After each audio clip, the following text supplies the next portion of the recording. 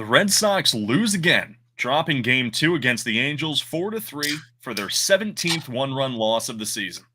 That drops the Sox 5 games under 500, causing their record to sink to a putrid 29-34. I'm Nick the Voice, joined by Terry Cushman Jr. and Jason Kelly, and we are the Bastards of Boston. And if you're watching us live rather than listening, you can see we have some beautiful yellow nameplates because this team is just piss. If you'd like to read the articles that we're writing, you can go to bastardsofbostonbaseball.com for wonderful articles posted just about every day. Gentlemen, where do we start tonight? Well, what do you blame the loss on? Like, there's a number of, you got a buffet of choices here. Like, where are you guys at? So personally, I put this one on the players. I put this one on the guys who didn't come through in the lineup when you had bases loaded, nobody out in the third, and you only scraped by one run in a game where you knew you had to fight back because Bayo was struggling and fighting through it. So it's easy to pick on the manager. We've all been picking on the manager. I don't put this one on Cora necessarily. I mean, I didn't love Zach Kelly in extra innings, a guy with an ERA of 7.6 coming in that kind of situation, but the uniform personnel should have gotten the job done before that. So I put this one on the players. Like, they choked again. It's, we can pick on the manager, but the players have to own up to it too. I was going more for like a moment in the game. So the third inning is where you would put it on? Yeah, for sure. Okay. The third was one that I noted down as well. Just having such an incredible team when it comes to getting on base and just falling short of getting them to score. Again, tonight, 1 for 13 with runners in scoring position. You just can't do it. Thank goodness that Ceddanne Rafaela in the 6th inning figured, he doesn't even need a guy in runners in scoring position. He's just going to lift that ball over the monster. And again, just like last night, they gave us hope and they robbed it from us. This really felt like it was going to be a win the whole way through. We've seen complete victories. This felt like a very complete loss. I don't think that there's one player to blame it on. It's just a lot of little things done wrong or done poorly, and it adds up and it sinks us. The one spot that really bothered me was Chapman comes out and pitches the 9th, which I liked because I've been screaming from the mountaintops, stop going to Whitlock for 2 innings. And then tonight it doesn't happen, which is good. And Whitlock looked very good in that 1 inning, as he typically does in the first of the 2 that he pitches. Then Chapman comes out and he's got 2 outs after his 3rd pitch. And I think he needed 4 or 5 more pitches to get through the 3rd batter to get the last out. And I'm thinking, well, you don't have much left in the pen. So bring him out again for the 10th, and maybe he can stifle him, and then you can push 1 run across. And, but we got Zach Kelly, who promptly misfielded what should have been a fairly routine grounder or comebacker, however you want to label it. And before you knew it, the bases were loaded. No outs. What did you guys think of the decision for the double play instead of coming home? I know Delfino in the war room was a little upset about that. That's a tough one. I've seen a lot of split, discussion on it. Pretty much, it seems like most people feel like it was the wrong call. There's a pretty large group, though, of people saying that it was the right call to go for the double play. I think it sort of boils down to the situation, and we were kind of in a lose-lose scenario there. Zach Kelly on the mound, not exactly looking sharp. If you only take 1 out, then you suddenly have to count on him to get 2. I really just think, though, you can't give up a run. I did think that the ball should have come home there, and the double play is nice, but then you're counting on us to be clutch with runners in scoring position, and we've seen how that plays out time and time again. I didn't mind it. I mean, I think you have to be in the mindset of minimizing damage. It's going to be hard to completely eliminate it when you've got the bases juiced like that, and you've got a guy like Zach Kelly on the mound. Like, as you mentioned, like, yeah, now you can ask him to get 2 more outs. Like, that's a lot. I think in those scenarios, I always take the sure thing, and the sure thing was a double play. We've seen this team try to throw the ball home in those situations, and it hasn't gone well. So I prefer they take the 2 outs. Yes, you can concede the run, but you've got an advantage the next inning with your own ghost runner, and you can still manufacture offense that way. Even if you tie it and extend the extra innings, that's still better than trying to go home, maybe misthrowing it, or even if you do get that out, who knows what Zach Kelly does after that? He might give up, a gapper, and then you're down 3 and forget about it. Game's over. So I'm always of the mindset of you take the for sure 2 outs. I agree. Throwing the ball home has error written all over it, and somehow 2 runs would probably come across instead of just 1. So, and then, next best case scenario, you get out of the inning, just 1 run, and, you end up losing the game. In the inning before, in the 9th, you had Christian Campbell. I don't want to jinx him, but slowly but surely, maybe things are starting to trend upwards with him. He drew a walk against Kenley. Kenley wasn't commanding very well. We wouldn't know anything about that with Kenley. But Campbell gets on. Then you have David Hamilton come in.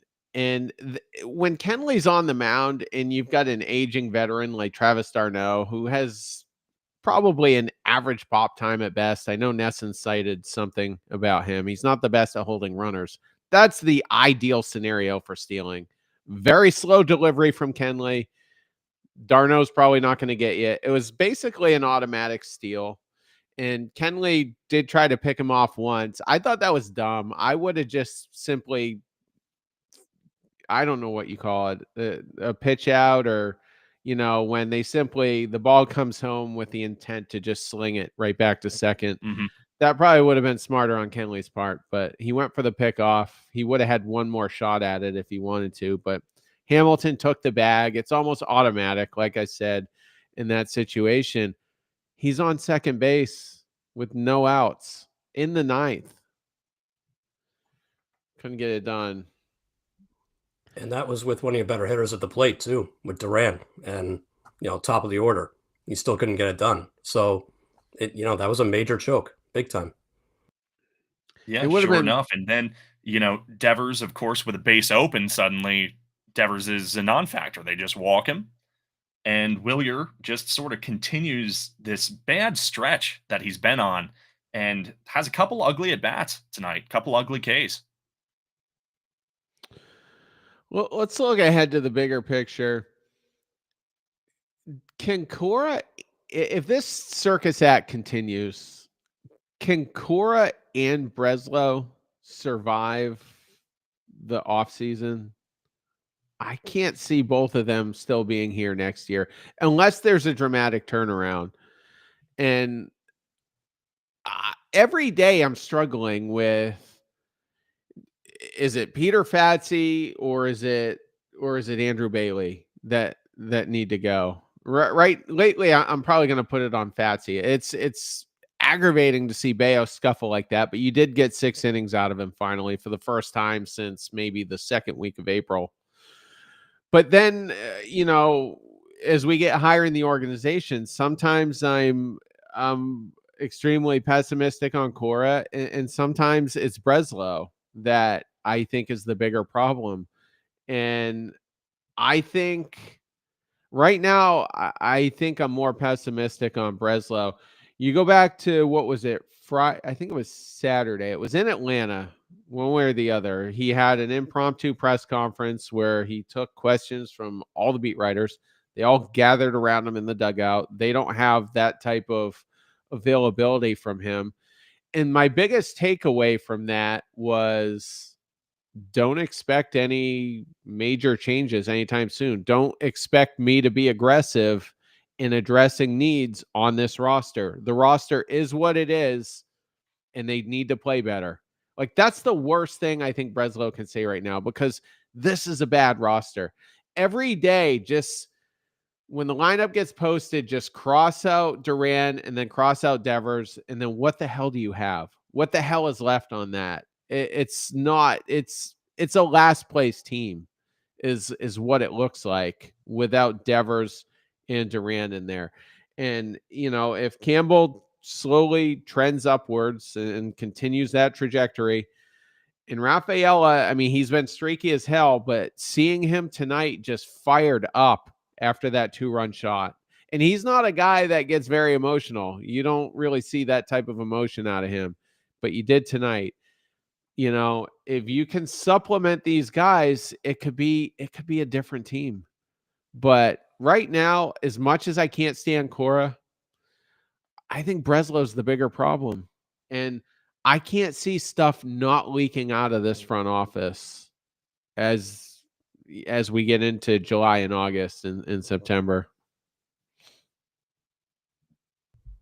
It's tricky because I think I agree with you. It's more on Breslow because we looked at the Crochet trade, we looked at the Bregman signing, and we sort of went, wow, cleaned up that offseason. All right, A plus. Like everyone, even like national beat writers are giving them an A plus for the offseason. And we were kind of the only ones sitting there going, do you have a backup first baseman in case Casas, tears a rib again or gets hurt again? Like, because he is injury prone. They didn't.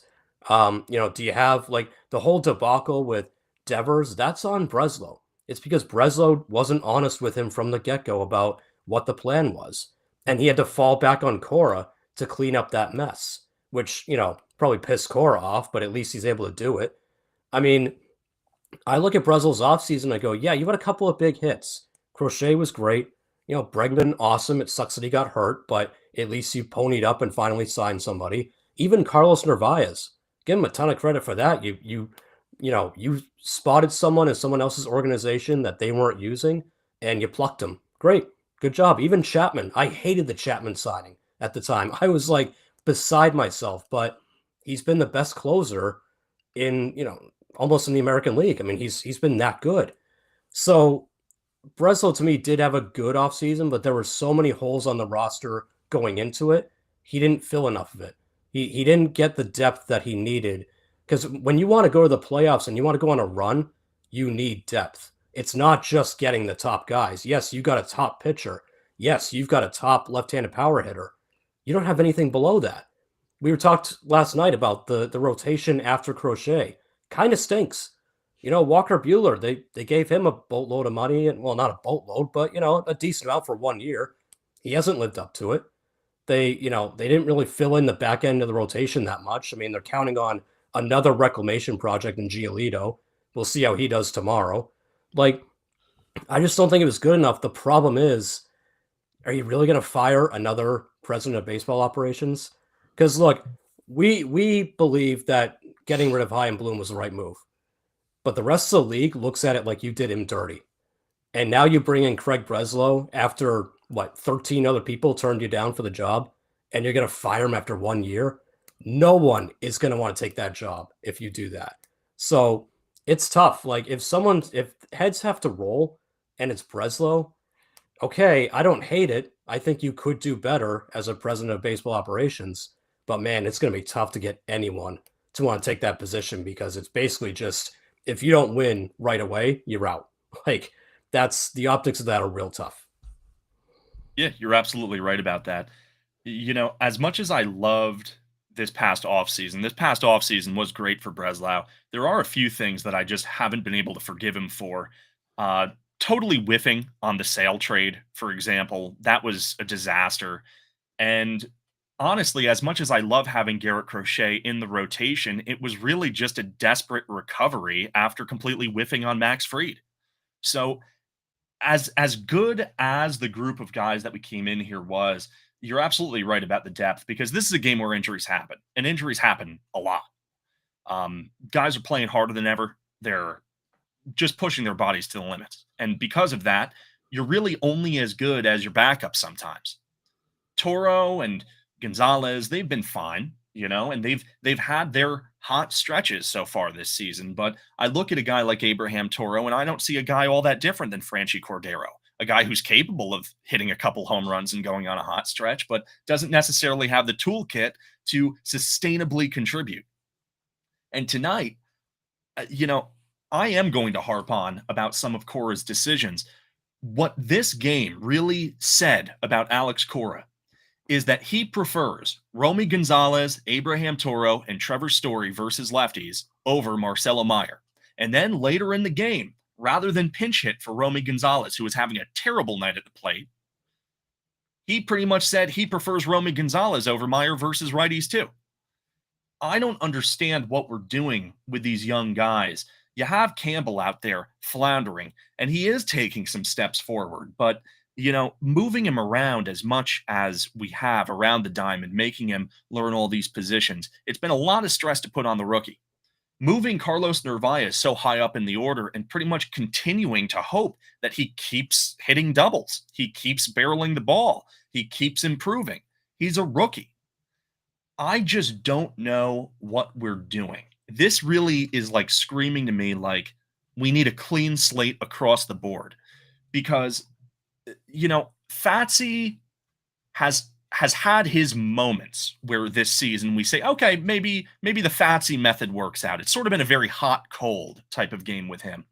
But with Bailey, Bayo tonight looked better than he has in several starts, and even tonight wasn't perfect. 7 hits, 2 walks, 3 runs in 6 innings. It's all right. He didn't really start striking guys out until pretty much the end of his day.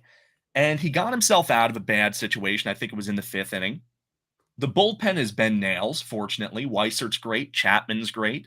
You have certain players who are great with, like you said, Rafaela, Devers, Duran really heating up and hitting so well at home. But I just don't know. The more we sink, the more I think this is just a rotting product, and sometimes you just need to strip the foundation and start over. So there's a lot of ways to go here. I mean, the Meyer thing was particularly upsetting. I love his poise, and I was saying nice things about Campbell, like, oh my God, this guy's amazing. What a breath of fresh air. And then the league figured him out in a week and a half. And we haven't seen him since, flashes. And like I said, I've all episode long, I've expressed a little bit of cautious optimism, but with Meyer, I just feel like, I don't know. He just looks very comfortable, and he doesn't overthink it at the plate. He just puts it in play. He hasn't hit a home run yet, and I'm fine with that. Just hit extra bases and all that. But getting back to Breslow real quick, and let me just say, if I had it my way, I would nuke it, the whole thing. And I don't mean any statistic. Maybe that might sound like a crazy word to use in a just for a sports take, but I'd get rid of everyone. And when I look at Breslow real quick, yeah, it was nice. Some splashes got made this winter, but if you look at the Bregman thing, that was forced on him. Alex Cora and Sam Kennedy had a metaphorical gun to his head and said, "You're getting Bregman. You're getting our boy," and that's what happened. And then I'm not going to give him a ton of credit for Crochet because he had the Fort Knox of farm systems to make one move just like that. And I think we're all fine with Teal being in it. That Montgomery kid that we took in the first round kind of intrigued me a little. I was kind of bummed that he was a part of it, but it allowed us to keep Meyer and Anthony and Campbell. So it was what it was. But that trade, that wasn't like this brilliant out of nowhere trade. You knew it was going to be something, and that's what it was. So take Bregman away, take Crochet away, then where are we at now? I wanted the Bueller signing, and thank goodness. Well, I shouldn't say thank goodness necessarily because it hasn't been that great, but it could get better. And, I was happy we got him. And then, you kind of got lucky with Narvaez. He was never supposed to be an everyday guy. I mean, Connor Wong was the guy. Narvaez stole it. And but beyond that, I mean, what kind of an offseason did Breslow really have? And the thing that I've been dwelling on in the last couple weeks is he just doesn't make adjustments. He doesn't make moves in season, and it doesn't even have to be externally. It could be internally, as we're seeing it this year. But go back to the trade deadline last year. We're contending. He acquires 4 players. Here they are: James Paxton, Luis Garcia, Lucas Sims, and Danny Jansen. Those were his solutions. Those were his reinforcements to get us into the month of October. That Not was just one embarrassing. That was one of the most embarrassing deadlines I've seen in a long, long time. not one of them worked out. He whiffed on all 4 of them. And the Paxton one was extremely offensive to me. He was literally DFA'd, I and know. then we got him. And I then he know, and was it's the a shame too because I remember being a fierce proponent of like Yusei Kikuchi. Like I wanted to go out, I wanted to get him so bad, and I know some people speculated that there was a little bit of an overpay there. But then on the other hand, I was like, oh well, if they're overpaying for starting pitchers, maybe we should flip Pavetta now. You know what I mean? Like it just seems like it's just been complacency, like you said, for so many years, and it's not even just Breslau. It that was the issue with Bloom too. I just want someone with more killer instinct. I want someone with more edge, and I want them in the front office, and I want them on the field. Last night after the show, we talked amongst ourselves specifically regarding the Alex Cora post game presser. And, I lamented the fact that, typically we actually are parallel streaming live while Alex Cora is doing the post game. But tonight we do have a few quotes. And from what I've heard, Alex Cora was more frustrated tonight, which thankfully, I remember actually last night to you guys saying that that was one thing I wanted more of. I wanted more fire from him. I didn't want to hear, "Oh, we're so close. Oh, we're really on the verge of something." And the couple of quotes I have here is, "We keep making the same mistakes. We're not getting better. At one point, has to be on me, I guess, right? I'm the manager, so I got to keep pushing them to be better. They're not getting better. They're not. We keep making them the same mistakes, the same mistakes. I'll be very honest about it, very open about it. You get frustrated." And he also said, "We get frustrated, but at some point you ask yourself, what are you going to do?" And I can empathize with that. I feel like me and Cora are on the exact same wavelength because I too have been asking myself, what are we going to do? I don't know. It's looking really ugly out there. It's looking sloppy. I've seen a ton of people in the chat tonight, a variety of accounts who are expressing their frustration, really angry at Cora for a wide variety of things. And I think the anger is warranted. We are getting to a point of crisis with the Red Sox where we've been tolerating this product for 4 years. And this year we were supposed to be the AL East champions. That was the projection. I even heard Yankees fans saying it. I heard Yankees fans complimenting us, saying, man, the Red Sox are really going to be dangerous this year. And it just feels like we are just letting everyone down right now. It's pitiful. We need to tighten up the product. But at this point, I am worried with the record, 5 games under 500. Is there a chance of us coming back from this? Because I'm not even sure a big trade fixes us. And that the whole point about the big trade, maybe something like that would help, but I don't think Breslow has the stomach for it. I think after he made the Crochet trade, he kind of like took a deep breath and was like, okay, I hope I don't have to make another trade like that anytime soon, because he didn't want to give up those prospects. He values the prospects just as much as Chaim Bloom did.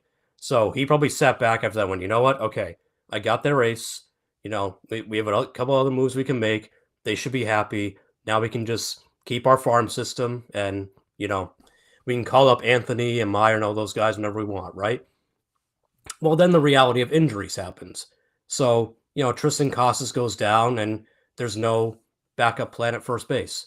It's Romy Gonzalez until then he gets hurt. And I think part of the frustration that from Cora's end is he's probably looking at a play like tonight that should have frustrated the hell out of him. I know it did me. Why didn't Christian Campbell score on Jaron Duran's wall ball double? What the hell is he doing on third base? You can't read that off the wall. Like, that is rookie crap. And that, look, like, he is a rookie. So you're going to have to deal with that. But the fact that they're putting so much on a kid like that, that's what happens. Like, he should have scored on that play. He didn't. And when you lose this many one-run games, 17 of them now, mistakes like that pile up. So that's what Cora's frustrated about. Like, I think he looks at it and goes, the roster's not that great, but also these kids are learning on the fly. Like, Christian Campbell got rushed. He's probably not fully ready. But because you didn't have a plan at second base, we had to put him on the opening day roster because he had he had a good year last year. He had a good first week of spring. He sucked the rest of spring. Like, I don't know what he did to deserve getting the second base job, but they had to give it to him because they didn't have anyone else. So it's rookie stuff like that that I'm sure Cora's looking at, and that reflects in his comments tonight, where he's sitting there going, "Yeah, I guess you can blame me, but I would have told Campbell, go home. Like, it's going off the wall. Go home. Like, what am I supposed to do?" So I get Cora's frustration a lot because this team still plays very young, and not all of them are that young, by the way. Trevor Story's 32. All right, so Campbell, Meyer, sure, they're rookies.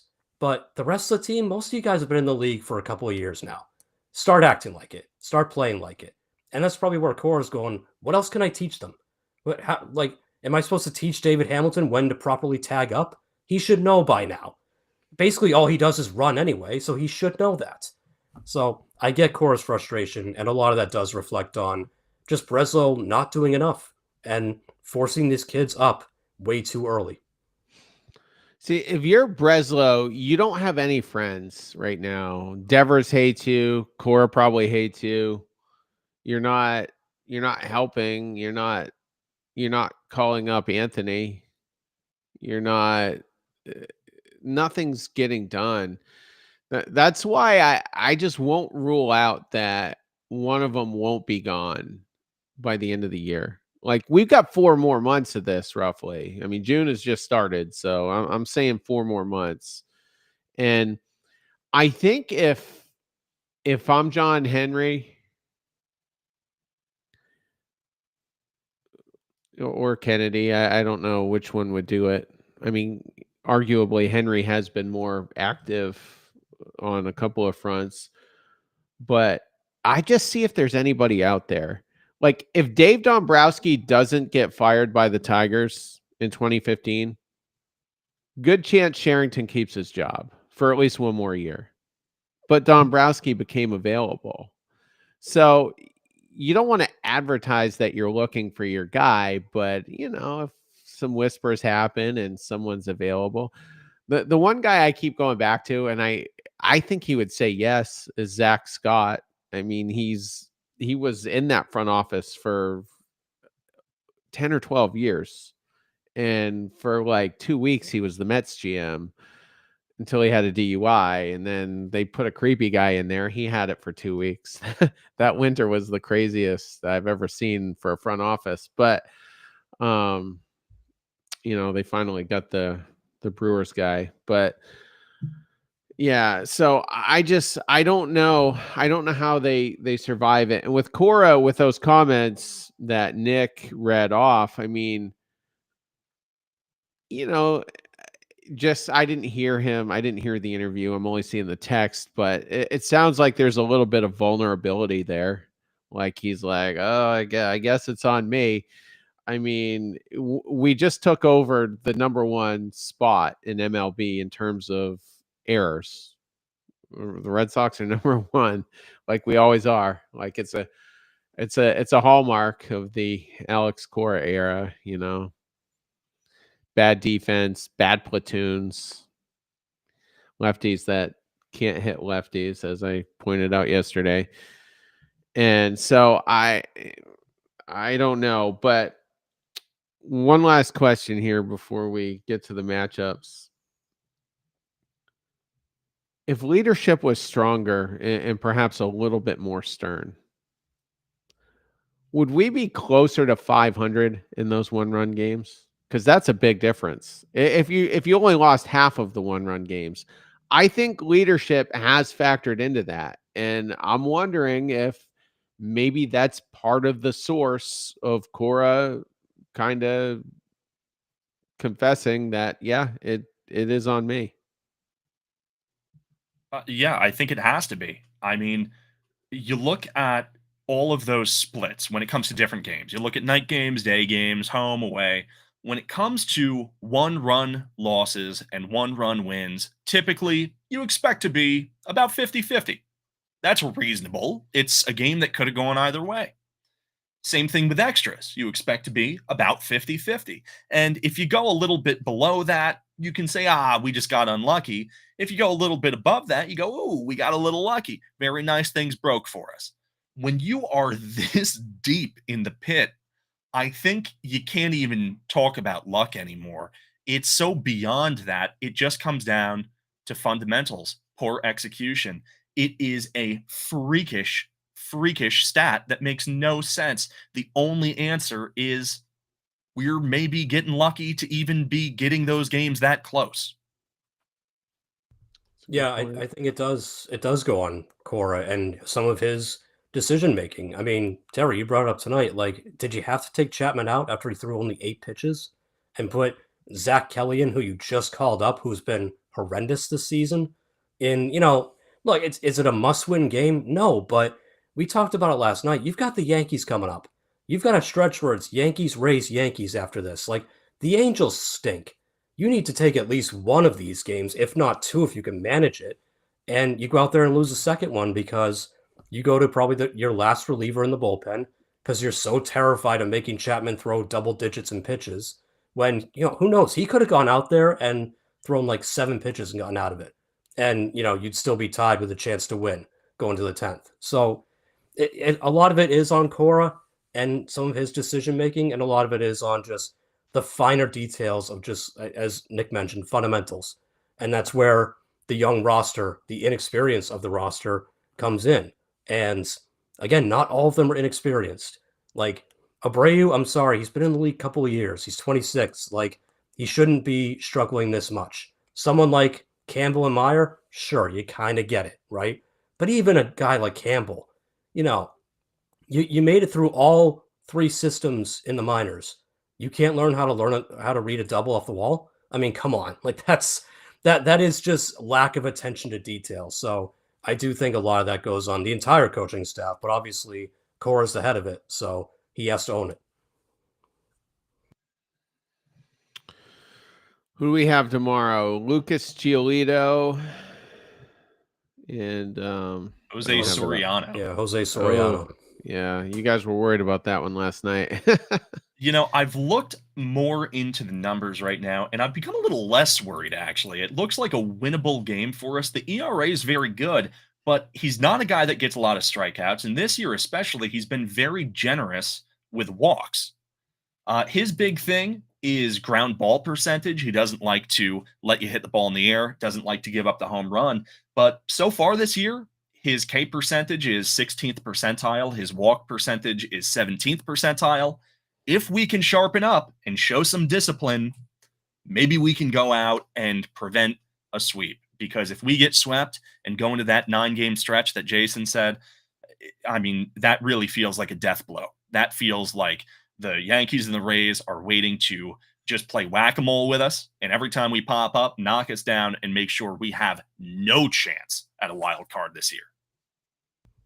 It's actually, I think, 12 games because we play them both twice in the next 4 series. So that could be the season. You lose tomorrow and you go into that 6 games under. That's like and there's no urgency from this team or front office. So it's crazy, but I don't know. Giolito, his last time out at Fenway, I think pitched pretty well, didn't he? I think so, yeah. Yeah, He's was sort of been like a flip of the coin this season. You never really know what you're going to get. Well, on the road, he's been phenomenal. I don't think he's been shelled one time. It's been at Fenway, but I think he was pretty solid his last time out. So at Fenway, so we'll see. I was at his game. That was the Friday. No, was it? Did Oh they win yeah, that game? May 24th, hosting Baltimore. He went 7 innings that day, gave up 6 hits, 2 walks, no runs. Gotcha. Yeah, no, I was thinking back to the Atlanta game. Yeah, he must have been. Yeah, because we were at the Bueller game and they got shelled. And yeah, so all right. Well, different crew tomorrow. Well, actually, Nick, you'll be back tomorrow Mhm. with Jim and Chris. Chris is like, he's like, he's really down in the dumps in the war room. And I'm like, I want to be like, dude, 3 of us have been here since year 1 of Heim Bloom. I So, know. so anyway, it'll be all right. But yeah, so good Yeah, show, thank you guys, guys. and Yeah, thank you we'll guys for joining us. Thank you guys for, sticking with it. Like I said, it's not easy when the season's going like this, but, we've been the Bastards of Boston. Remember, bastardsofbostonbaseball.com for wonderful written articles. And just to respond real quick to Brad Sandler, somehow, yes, I can believe Crochet has no wins at home. Hopefully, over the next couple of days, we see a little turn for the better, but if not, you know where to find us. Have a good night.